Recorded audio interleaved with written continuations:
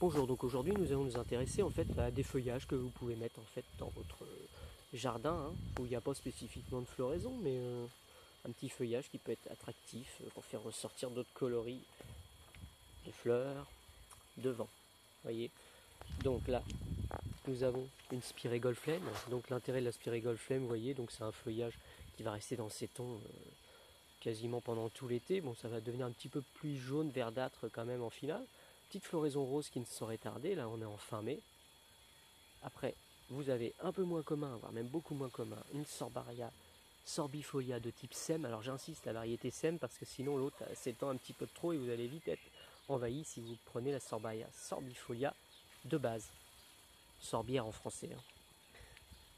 Ensuite, je vais avoir un fusain Emerald Getty. Donc lui, l'intérêt, vous voyez, on le taille, hein, c'est un petit fusain. Feuillage blanc et vert, panaché. Alors on peut aussi l'utiliser, très peu de gens le savent, mais on peut l'utiliser de façon à le faire grimper. Donc il pousse très lentement, mais il n'y a pas de souci. Il s'attache tranquillement et donc vous le taillez après comme un lierre. Hein. Voilà, et ça résiste pas mal à la chaleur comme vous pouvez le voir, hein, il est sur un barbecue.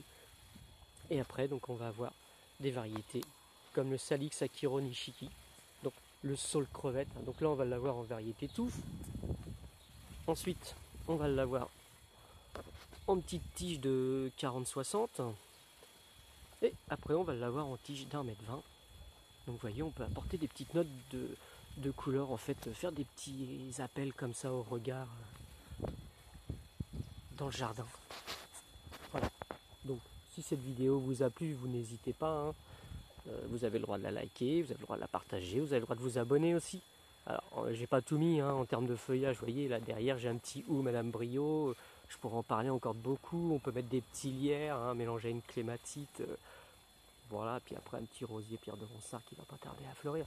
Mais voilà, un petit photinia, la jeune poussée rouge. Voyez, donc je ne dis pas tout, hein, il y en aura d'autres, hein, au fur et à mesure, quand j'y penserai, j'en mettrai d'autres. Voilà, merci, à bientôt pour une prochaine vidéo.